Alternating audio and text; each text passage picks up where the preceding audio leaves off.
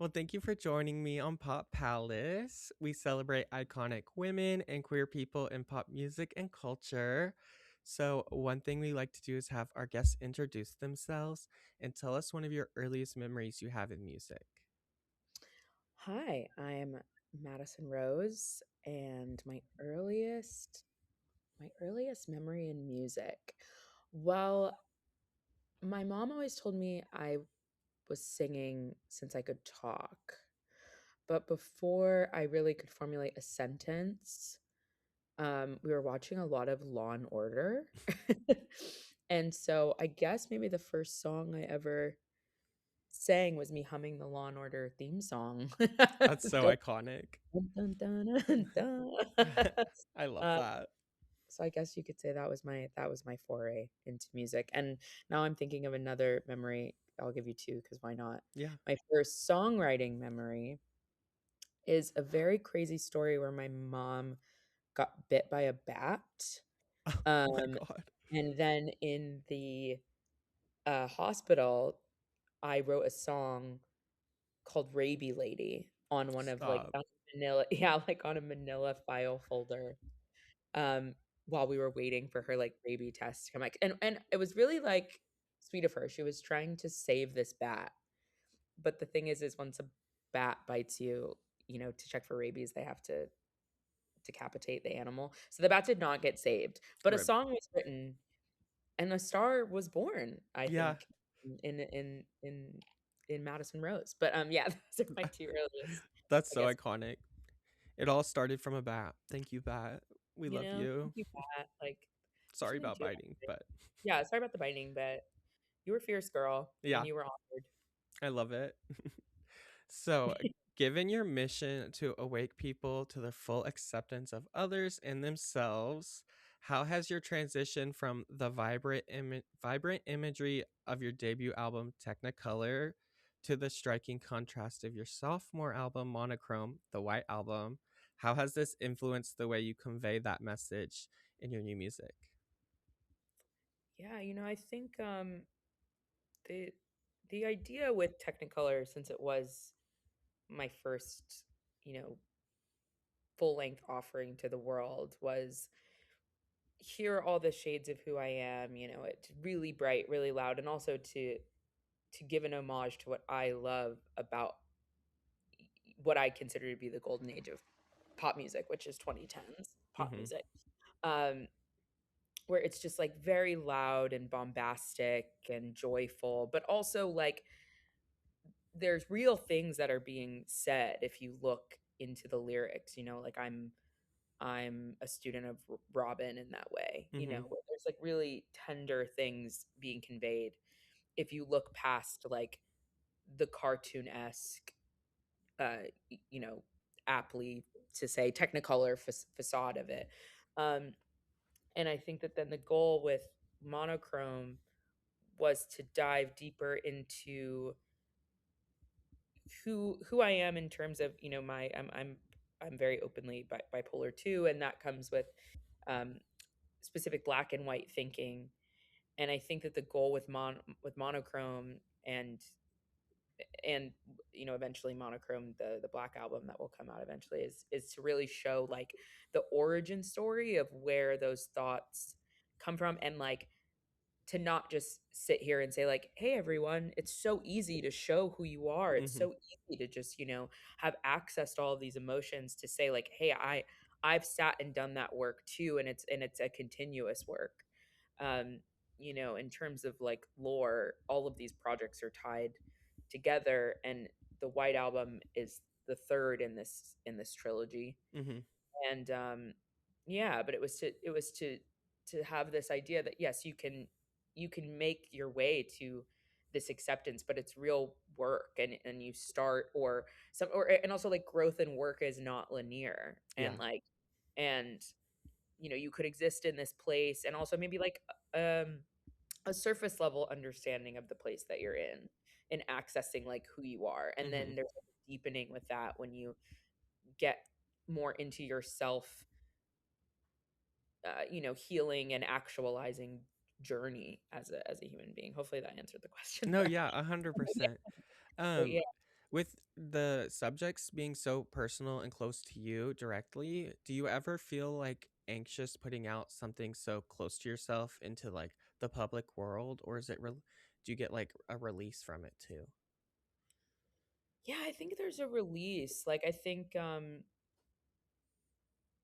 the most nerve-wracking part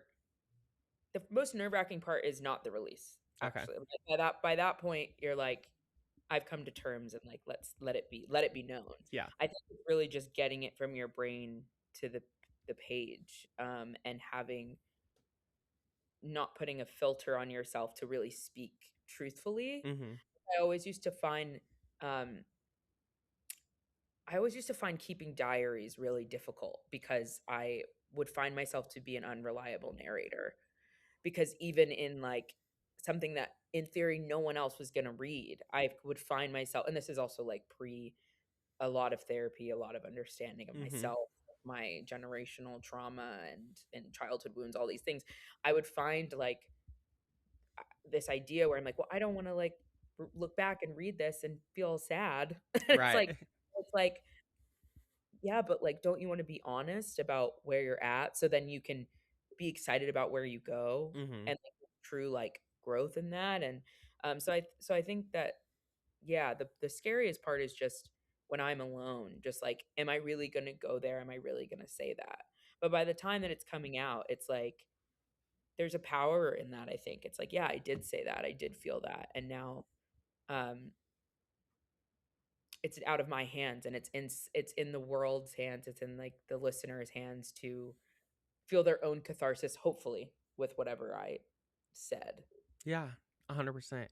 And like when you're doing the work, when you're like sitting with your thoughts, thinking about writing music or like a melody, is there like, do you find yourself in a specific like location, or like do you have a specific routine, or is it just kind of like comes when it comes, happens when it happens? It comes when it comes, it happens when it happens, Yeah. and if anything, it's like why I must always have a charged phone or a piece of paper on me or something because like when light it's like lightning, when it Uh-huh. strikes. Like I have to sit down, I have to, so much of to give you examples, like so much of Technicolor, I was working like four different jobs when I wrote Technicolor. So many of those songs were written on shift Yep. somewhere. And I would just have to be like, I have to go, I have to stop, I have to record this before it goes. Um and Monochrome as well. I mean, Monochrome, the White Album is has taken years of my life to create. I mean, I wrote it in kind of this flurry of like mania. Mhm. This is also pre-meds. Love me some Big Pharma. Big fan. Yep. Big fan of Big Pharma. But because also I'm actually gonna sidebar really quickly. Big Pharma does not get in the way of your sparkle. It actually aids A in it. 100%. Um, you just got to find the right cocktail, and I did. But Yes. basically, Monochrome was written before that in this like blitz, this like 2 week like manic blitz, and pulled from some songs from my past to then create this whole story and also like the next chapter of the story. And it was like, even in that, I wasn't working like a clock in job at the time, Uh-huh. but it was, I just moved into the apartment that I'm in now. There was like no furniture. And I was like sitting at the top of there's like a spiral staircase. And I was sitting at the top of the stairs. And it was like I was glued to that spot for Yeah. like 2 weeks. Like I would go where I needed to go, but it was like at all times just stopping and like and writing and just going, going, going. And so I also know that that's my process. I'm actually in the middle of another unexpected process of that right now. Okay. Um, that actually like plays into both questions that you just asked me of like, am I scared? And when lightning strikes, and I'm actively going through a pretty visceral breakup right Mhm. now. And in the past, I would take time to like really like there's subjects that I'm talking about on Monochrome, the White Album, that I took years to. I'll use the song Only Human as an example. Like that song about my parents and generational trauma, it took me years to be able to feel comfortable to write about something like that Yeah. because again, that thought of like from my brain to page, I was like, "Oh my god, like, what are my parents gonna think? I don't want to hurt them. I want it to be very clear. The message is, I see you for the good and the bad, and I see the good and the bad in myself, and ultimately, like, I love you, but also we've got to change these. Like, it's like Yeah. it's there's so many layers to it. Um, but all that is to say, going back to this, but it took me years to process that to be able to put that down on paper. And with this breakup, I've been like charging head first into it and have like, written a new album in 6 days. And it's like, it's one of those things where it's like the evolution, I think, of artistry, where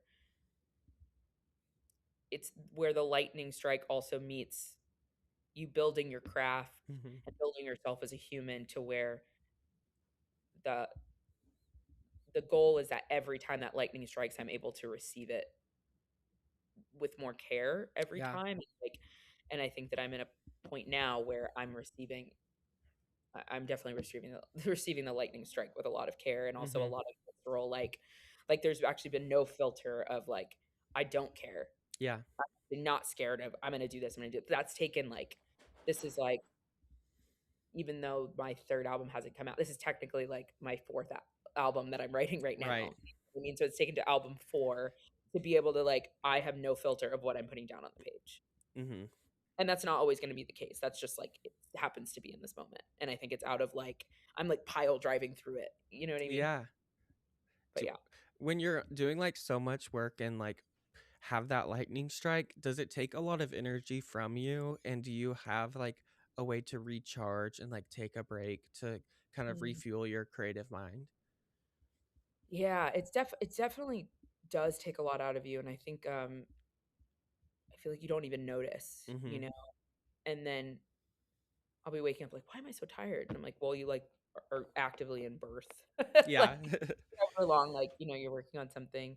Um but yeah, I've gotten a lot better about really giving myself time and slowing down. I think we live in, late stage capitalist hell where everything feels like it's on, you're on this ticking clock. Hmm. And I have to remind myself, I think we all have to remind ourselves like that clock does not exist. Yep. It also was man-made and I, I am not interested in anything that a man makes. So Exactly. like Yep. so care. Don't care. Don't care. Plus you're white. No, so but no, No. like you know what I mean? Like it's like Yeah. I'm like, don't care, plus you're a man, plus you're cis, plus you're white. So I'm like not Like, gonna not for me. like not for me. I'm not gonna attribute anything to that. And I am gonna like get my extra rest, or I am gonna go and Hmm. charge with like my friends. And taking a lot more time for things that have nothing to directly do with the art and Yeah. like the business of art, I think is really important. And like I think something that a lot of artists who then get into the business of art forget because Hmm. it feels like with that ticking clock, every moment has to be, chasing the dream in like this specific way. Yeah. And you're not fueling yourself as like a human being, which you need just period. But also ultimately that does fuel your art. But like go hang out with your friend, have a craft. I love a craft. Right. Do a Hmm. lot of crafts. I do a lot of crafts and like home improvement to fuel me and ultimately fuel my space and my nest. I'm a Taurus, like sleep and my nest are very important to me. Yeah. So like those are I think the two big ones. And maybe like some good food is like 100%. Always some good food. but yeah, And I feel like too on like the listener side, you can kind of feel the rush or the like the hollowness of somebody that's making music just for the fact to have something out or just to yeah, like continually put things out. And I feel like the listeners can like feel it through the music almost. totally. I totally agree. And I think that there's or I think even when someone can't pinpoint like that it's attributed to the rush, they can at least pinpoint there's something inauthentic Yeah. happening. Because I think there's a difference between like, you know, a cathartic, like, I vomited this out of my soul. Right. Now I'm gonna work on it and put it out. Like a big a major inspiration in my life right now, and also is playing into how I'm going about writing this new project, is West End Girl, Mhm. um, Lily Allen. And if no one has listened to that project, you need to put everything down and go listen to it right now, because it's just like a masterclass in songwriting, and catharsis, I think. And what I was really fascinated by was learning that the timeline of that was, the initial writing and recording sessions were for 10 days in December of 2024. They did some additional production in February of 2025, and then it was out in October 2025, which, like, in terms of music, is very fast. Mhm. Um, but there is not a moment on there that I feel is not deeply intentional. Right. Um, and honestly, and from interviews I've listened to, like, she could have put it out sooner, but Mhm. they just held it for a little bit long. Like, it probably would have been ready to put out in, like, April or May, but she held on to it. And I think that there's a difference of that, where it's like, this is so this is so tapped in, and it was so channeled, and it was so visceral and so real, that, like, it spilled out. Whereas many people go into the studio like, I've got to feed an algorithm, Uh-huh. 'cause everything has like, Spotify has an algorithm, you know Right. what I mean? People are like, "Oh, if I pump it through, then I can get here, and I can get this number, and I can get this." And that is when you start to get that complete I think, like, audible inauthenticity. Uh, 100%. so yeah, I totally agree with you. I also find too when like an artist creates a world beyond just like the sound, but the visuals that play a role into the sound, it just like brings me fully into their world. Yeah. How like when you're creating a song or like a project, are you visualizing like images and colors that are going to go with it, or does that come afterwards? It's pretty simultaneous, Yeah. I would say, and I think that's why, so much of my work, like, heavily revolves around color palettes, Mhm. I think, is because as I'm writing, like, the scene is very it's like writing a movie, like, the scene is very clear to me, and there's characters, and there's altars, and there's these and that blends into, like, the shades of myself becoming actual, like, characters within that. Um, but yeah, it's that's why if things don't have if there's any songs of mine that, like, don't have visuals, it's either sometimes, yeah, it might be a budget constraint, but it also is, like, because I don't see it. Like, Yeah. I have to really, like, viscerally see it, Mhm. and something I'm really excited about that will happen in the new year is there is so much more, visual life and context that's gonna be given to Monochrome, the Yay. White Album, that just, needed to take its time to develop, Mhm. um, and also because I had to see it. Yeah. And now it's like, and now I'm seeing it, and I'm like, "Okay, this is how we're gonna highlight this." Um, but if we, like, take it back to my first album, like, I'm gonna use Thunder as an example, Mhm. like, a lot of people would reach out to me like, "Where is the music video for Thunder?" And I was like, "I never saw it. I Yeah. never saw something that it really that it needed." And so it didn't, like, the only thing about Thunder that I saw was a Technicolor figure, and that exists in the album art, Yeah. and the visual, like, the little, like, visualizers, if you see them on different socials. And so I was like, that's why there's not one. Like, if I really wanted there to be one, there would be one. Exactly. And two, I feel like that goes back to like our previous combo about if the authenticity, like you're not just making yourself come up with an idea just to have it there, but since you don't have a visual that like came to mind, you're not going to make something up that's not authentic to the song. And Yeah. I really appreciate that. I feel like that really comes through.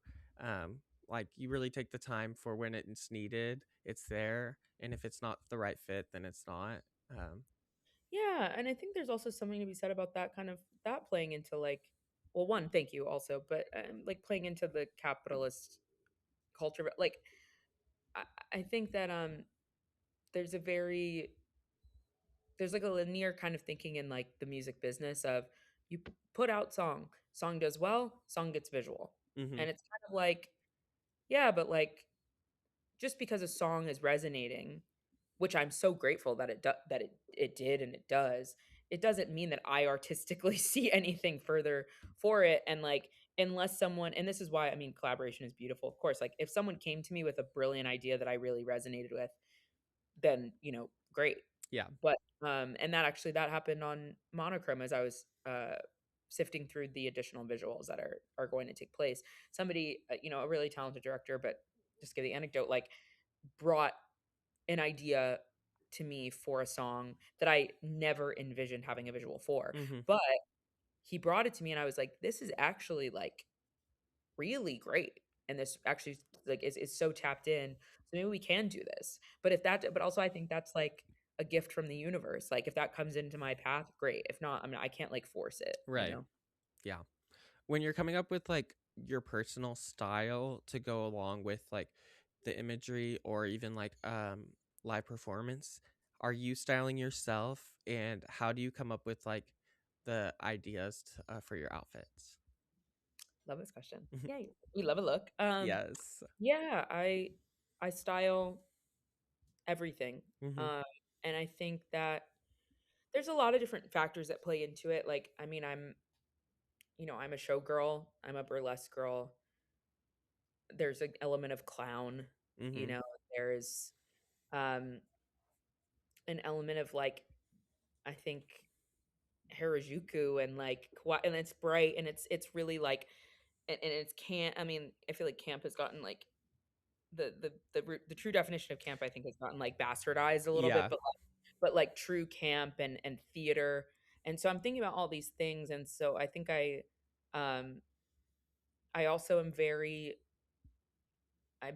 very reverent and inspired by sex workers and strippers Mhm. and what that means in terms of, like, reclamation of a woman's body. Yeah. That's also why there is heavy usage of a lot of vinyl and latex and Mhm.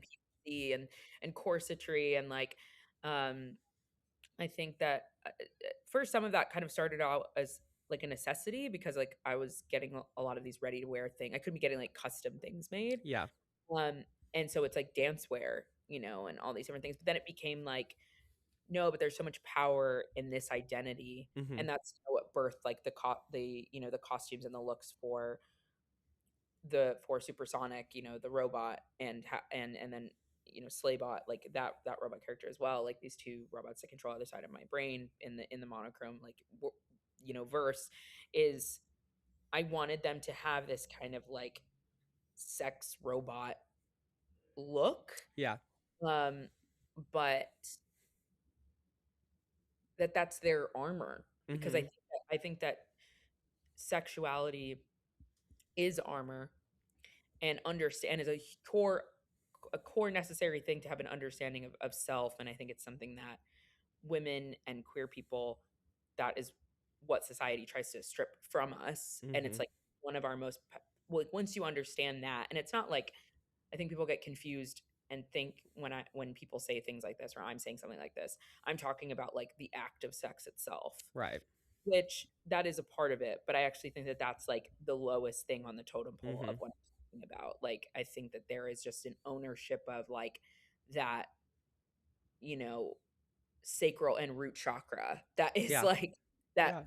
brings you into full realization of who you are, and that I was really disjointed from for a long time, and my work started to change and get more, um, I mean, yeah, rooted when I understood those parts of myself Mhm. as a woman, as a queer woman, and how that informed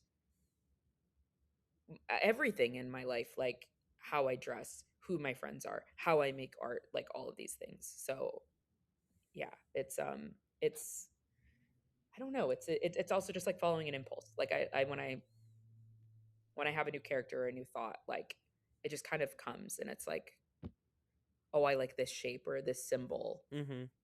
It needs to be these colors because these colors represent certain things. So it's I'm also like an avid researcher. It's like half like impulse, and then I do research my impulses where I'm like, Yeah. well, I wonder like why I went with that color and like Mhm. why did I want, I don't know, there's like, in like the Panavision music video, like the black and white American flag, like why, and I knew I wanted to see that, but like actually what is the cult is there a cultural context behind that like I intuitively was led to, and like there is, so Yeah. I'm always kind of researching. If that Mhm. makes I love that you trust your intuition, but not only trust it, but you, like, dig deeper.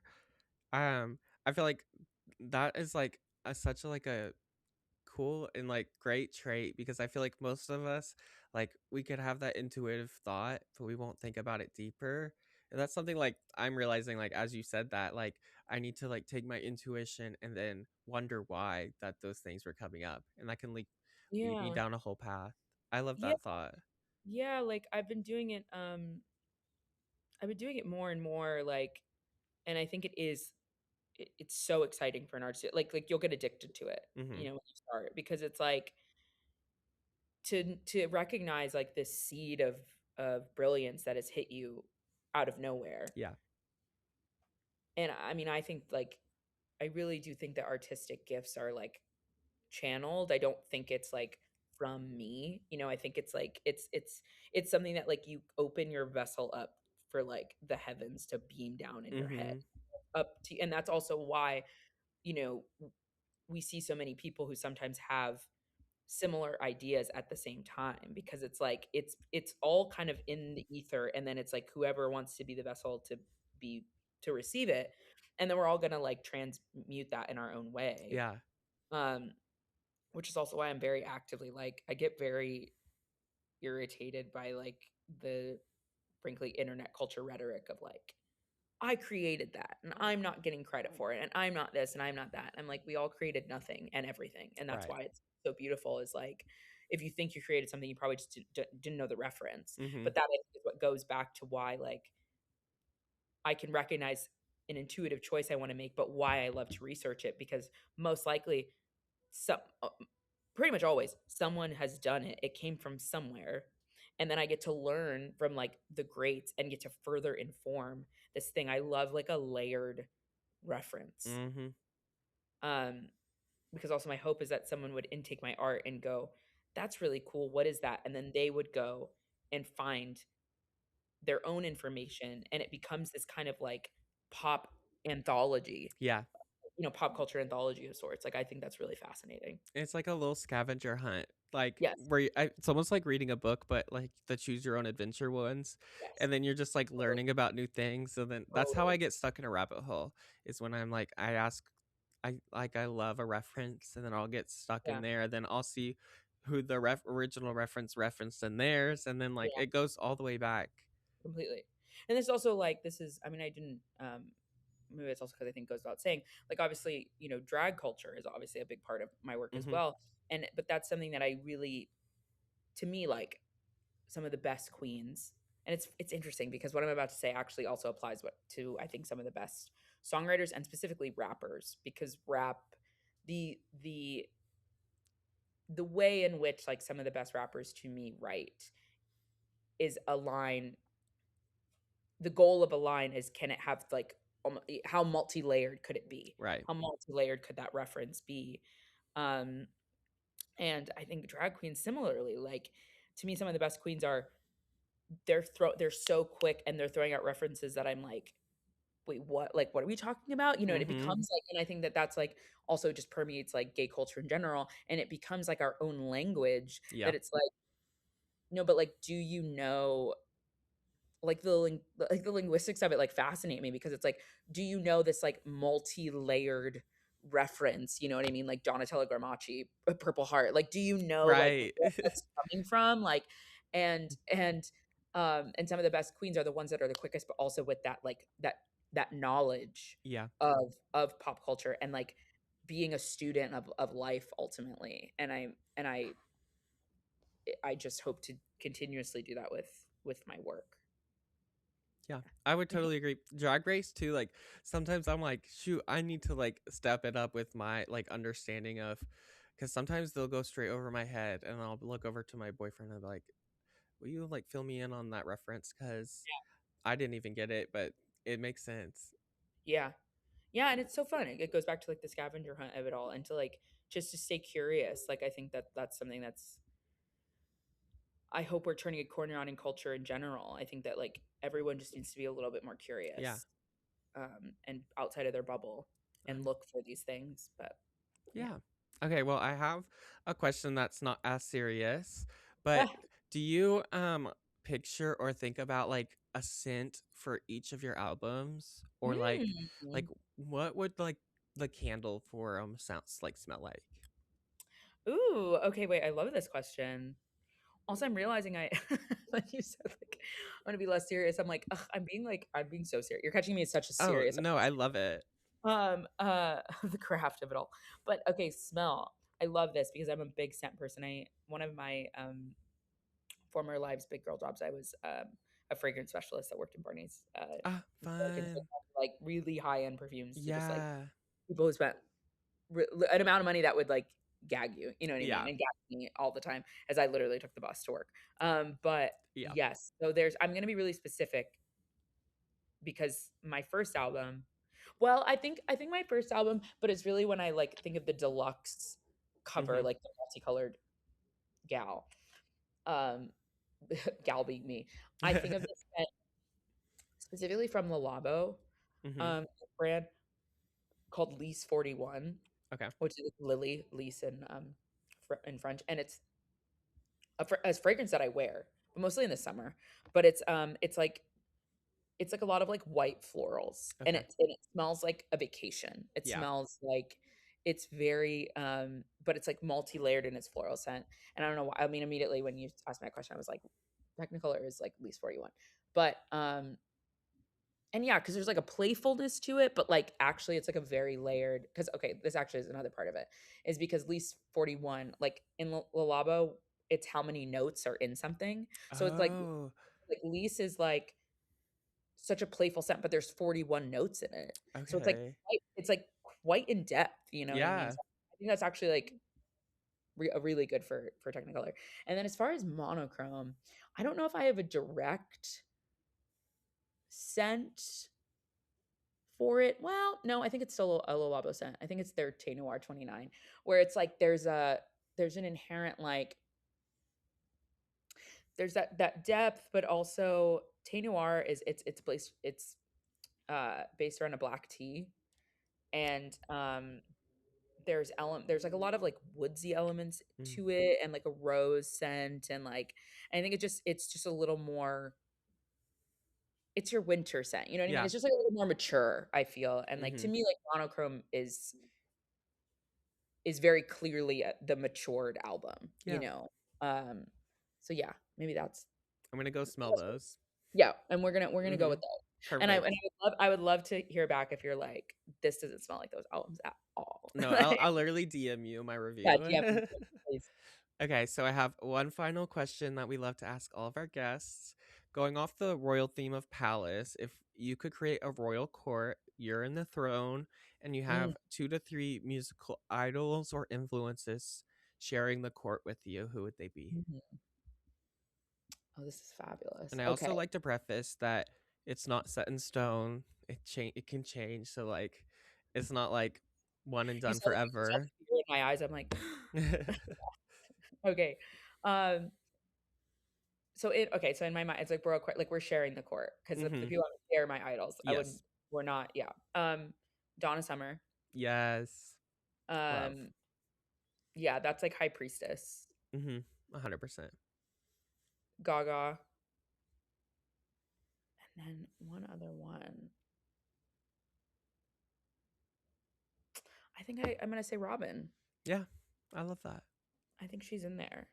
I also think like I'm cheating. I think Beyonce's in there too for We me. can add Beyonce. Beyonce is just like already there.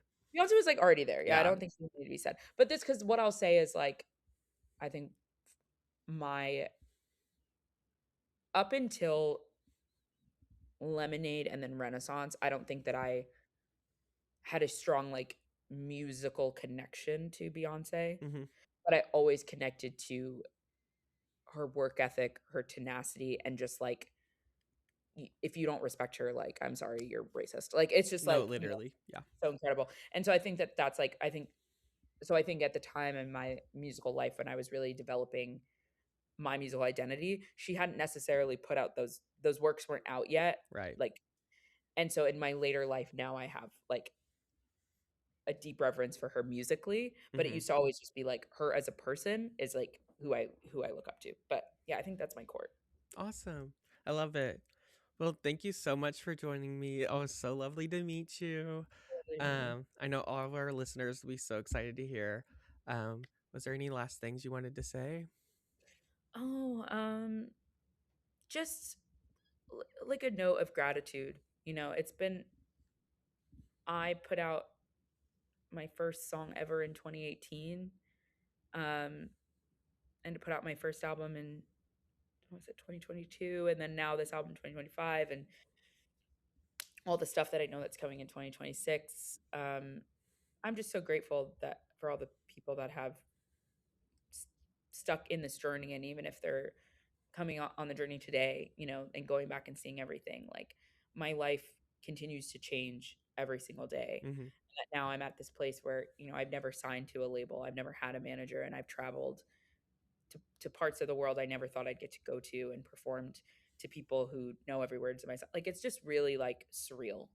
Um, and I just have so much gratitude for every, like, even if I don't, I think anyone listening to this, like, if you send me a message and I don't respond, like, know that I do see it. I think it's gotten to the point now where I can't always respond to everything in the way that I'd like. Mm-hmm. But I see everything, and I'm so grateful for everything, and I really do it for you all, for Awesome. myself cathartically, but then I put it out all Right. for you all. So I'm just grateful.